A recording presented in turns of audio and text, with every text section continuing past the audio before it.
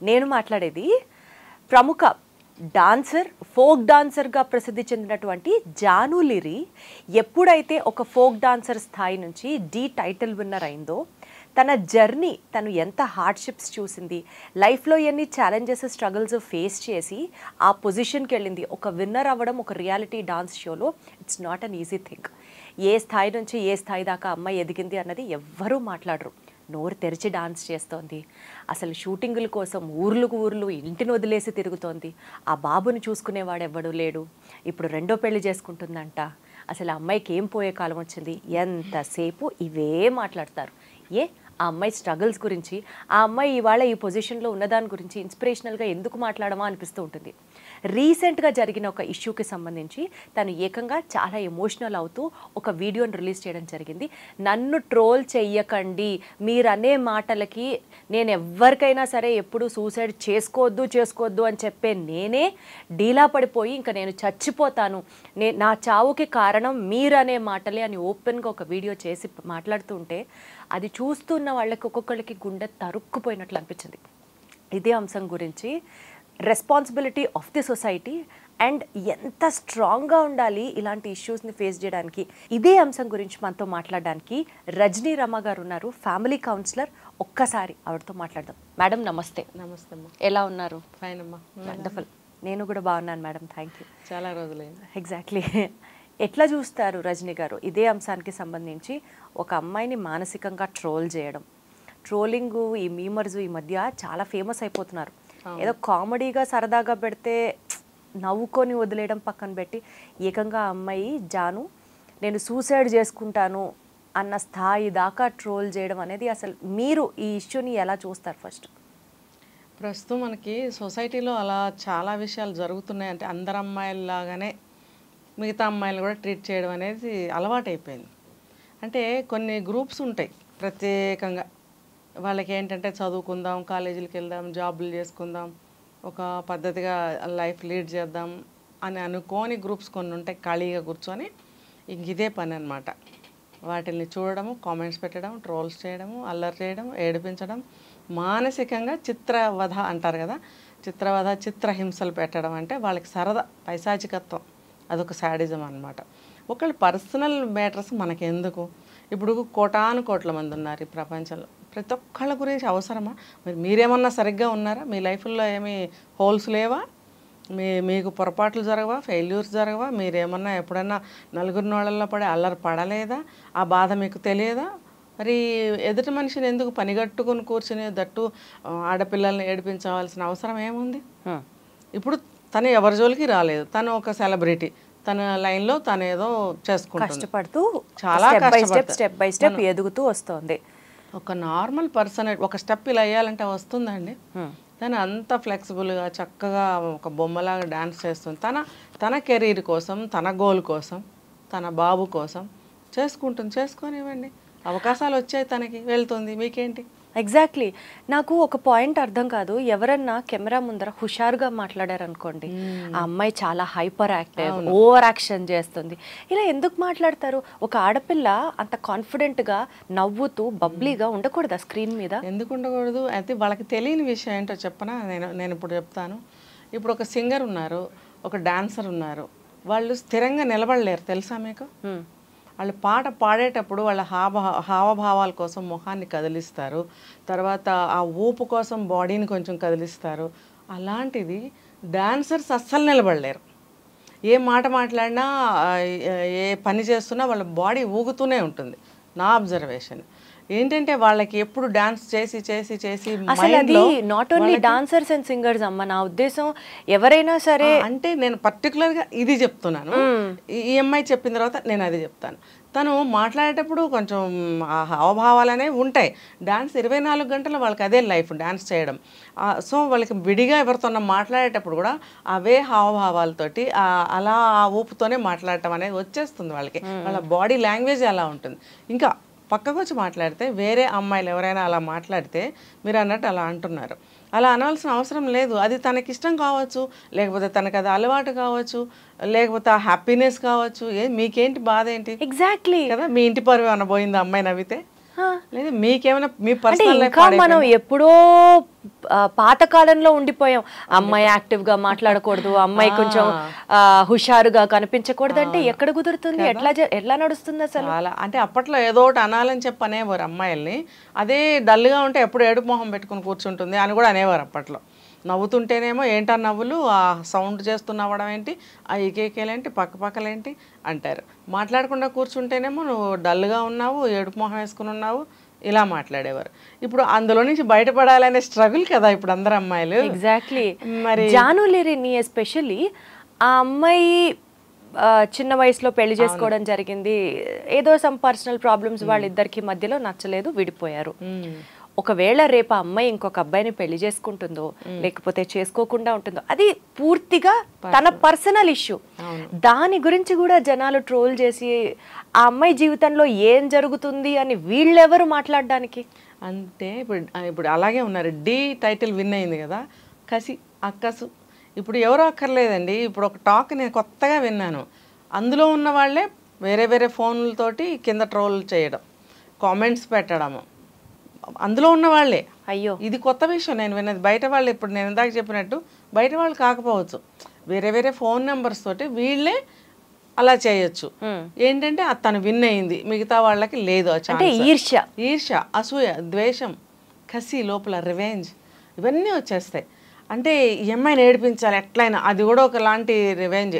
అవతల వాళ్ళు ఏడుస్తుంటే అమ్మాయి మన పగ చల్లారింది. అసలు ఎందుకు వస్తుంది అమ్మా అట్లాంటి నేచర్? భరించలేని తన అసమర్థతని, తన ఓటమిని ఒప్పుకోలేక ఇలా చేస్తారనమాట. వాళ్ళే బయటకు వచ్చి ఇలా చేస్తారు అనేది కూడా వింటున్నాను నేను ఈ మధ్య. అంటే ఇలా కూడా ఉంటుందా? Oh my god. ఇప్పుడు వాళ్ళు పార్టిసిపెంట్సే కదా, అక్కడ ఎంతమంది అయితే టీం ఉంటారో, మొత్తం ఓవరాల్ స్టేజ్ మీద టీం మొత్తం ఉంటారు, వాళ్ళల్లో వాళ్ళకే అసూయ ద్వేషాలు ఉండొచ్చు. ఒక హెల్దీ అట్మాస్ఫియర్ ఎందుకు మన సొసైటీలో మనం దూరం అయిపోతున్నాం దానికి? ఎంతసేపు కుళ్ళు, కక్ష, ఎంతసేపు ఇవే నా ద్వేషాలు, పగలు. ఒక మనిషిని ఎంకరేజ్ చేయలేకపోవడము, యూనిటీ లేకపోవడం, ఐకమత్యం లేదు. ఇప్పుడు ఒక గ్రూప్లో ఒకళ్ళు ఉన్నారనుకోండి, పార్టిసిపెంట్స్ 10 మంది ఉంటే 10 మందిని ఎంకరేజ్ చేసుకోవాలి. అలా చేయలేదు అని అంటే, నేనే విన్ అవ్వాలి అని అంటే అది ఎలా కుదురుతుంది? ఇప్పుడు ప్రతి ఒక్కళ్ళని ఎంకరేజ్ చేసుకుంటేనే స్టేజ్ మీద వాళ్ళ పెర్ఫార్మెన్స్ బాగా ఇవ్వగలుగుతారు. దానికి ఐకమత్యం అని కూడా అనుకోవచ్చు. ఈ రెండు లేవు వాళ్ళ దగ్గర. ఇప్పుడు అందుకనే కదా ఇండియాని బ్రిటిష్ వాళ్ళు ఎన్ని వందల సంవత్సరాలు ఎందుకు పరిపాలించారు? మనలో మనకి యూనిటీ లేకపోవడం వల్ల. ఎగ్జాక్ట్లీ. మనలో మనకి ఒక ఏమంటారు, ఎంకరేజ్ చేసే ఒక తత్వం లేకపోవడం. యాక్చువల్గా ఇవాళ జరిగిన ఈ అంశం జానుకు సంబంధించి కాబట్టి మనం ఆ అమ్మాయి పేరు పెట్టుకొని మాట్లాడుతున్నాం. సమాజంలో ఆడపిల్లలకి ఇలాంటివి బోలెడు, లేకపోతే బయటికి మీడియా ముందుకు రాలేని ఎన్నో ట్రోలింగ్ స్టోరీస్ కి బాధపడి బలైన వాళ్ళు చాలా చాలా మంది ఉన్నారు. వాళ్ళు సెలబ్రిటీలే అవ్వక్కర్లేదు. ఏమనుకోపోతే మీకు లేరా నాకు లేరా బయట. ఎగ్జాక్ట్లీ. ఎవరినో గురించి మాట్లాడుకోవాల్సిన అవసరం లేదు. అంతే. ప్రతి మనిషి వెనకాల పైకి నవ్వుతారు, లోపల అన్ని భావాలు ఉంటాయి. వేరే వేరే వాళ్ళతో కలిసి ఆ రకమైనటువంటి కామెంట్స్ కూడా చేస్తారు ప్రతి వాళ్ళు. ఎందుకంటే అసూయ అండి, కేవలం అసూయ. మనకి లేనిది వాళ్ళకు ఉన్నది, వాళ్ళకి అవన్నీ ఉన్నాయి కాబట్టి భరించలేని తను. అంతేగాని ఎంకరేజ్ చేద్దాం. మనలో అంతమంది ఉంటారు, అంతమందిలో 2-3 పైకి వస్తారు, 2-3కి అవకాశాలు వస్తాయి, 2-3కి ఆ టాలెంట్స్ ఉంటాయి. వాళ్ళకి ఆ స్థాయికి వెళ్ళడానికి ప్రయత్నం చేయాలి. దాని వెనక ఎంత స్ట్రగుల్, ఎంత కష్టం ఉంటుందండి. ఇవాళ నిన్న వచ్చేసి ఇక్కడ కూర్చుండిపోతామా? మనం అంటే మనం కాదు, ఎవరైనా సరే ఒక ప్లేస్లో. ఇప్పుడు డి విన్ అయింది ఆమె, ఇప్పటికిప్పుడు అయిపోయిందా? తను చిన్నప్పటి నుంచి ఎంత కష్టపడితే ఈ రోజున సాధించింది.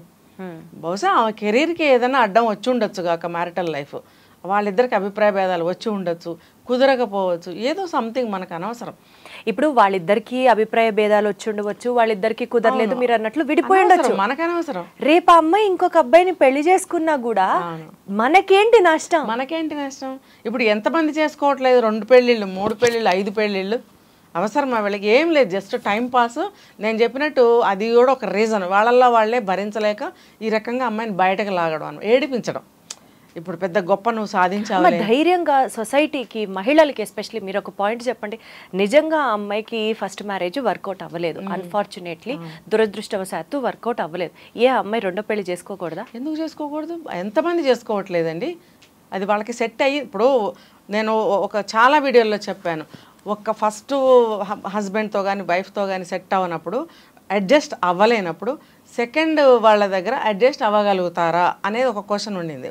ఇప్పుడు పరిస్థితులు చూస్తుంటే మేబీ అడ్జస్ట్ అవ్వచ్చు, వాళ్ళు కుదరచ్చు, వాళ్ళతో కుదరంది వీళ్ళతో కుదరచ్చు, వీళ్ళిద్దరు మనస్తత్వాలు ఒకటిగా ఉండొచ్చు కదా, అభిప్రాయాలు ఒకటై ఉండొచ్చు, వీళ్ళిద్దరికి ఒకళ్ళ పనులు ఒకళ్ళకి, ఒకళ్ళ ఇష్టాలు ఒకళ్ళకి నచ్చి ఉండొచ్చు, తప్పేమీ లేదు, అలా చేసుకోవచ్చు. ఎందుకు చేసుకోకూడదు? మనం ఎవరో చేసుకోవచ్చు చేసుకోకూడదని మనం చెప్పేవరకు ఎవరు ఆగుతున్నారు? అందరూ చేసుకుంటున్నారుగా, అమ్మాయిలు చేసుకుంటున్నారు, అబ్బాయిలు చేసుకుంటున్నారు. సెలబ్రిటీ కాబట్టి ఆ పిక్చర్ స్క్రీన్ మీదకి వస్తుంది కాబట్టి 10 మంది మాట్లాడుతున్నారు తప్ప అంటారు. ఇంకో పాత సామెత చెప్తారు, కాయలు ఉన్న చెట్టుకే రాళ్ళేసి కొడతారు అని. ఆ కాయ కోసం అంటే కాయ కోసం రాళ్ళు వేయటం వేరు, ఈ ఏడిపించడం కోసం రాయి వేస్తున్నారు. నేను ఒకటే ప్రశ్న వేస్తాను, ఒకటి ఏంటంటే ఏ తప్పు చేయని వాళ్ళు ముందు రాయి వేసరండి. ఈ ప్రపంచంలో తప్పు చేయని జీవి ఉందా? ఏ జీవైనా, మన మనుషులం కాబట్టి మనుషుల గురించి మాట్లాడుకుందాం, ఏ మనిషి అయినా తప్పు చెయ్యకపోతే తప్పు చేసిన వాళ్ళ మీద రాయి విసరండి, ముందు రాయి విసరండి. ఫస్ట్ ఎవరైతే తప్పు చేయలేదో వాళ్ళు ముందుగా రాయి విసరండి. ఒక్క రాయి కూడా పడదు అప్పుడు. అదే నేనంటున్నా, ఏ తప్పు చేయని వాడు ముందుగా రాయి విసరండి తప్పు చేసిన వాళ్ళ మీద. ఎగ్జాక్ట్లీ, ఈ సవాల్ నేను సమాజానికి విసురుతున్నాను. బాగా చెప్పారు. అసలు అప్పుడు ఒక్క రాయి కూడా పడదు, ఎవరి మీద పడదు.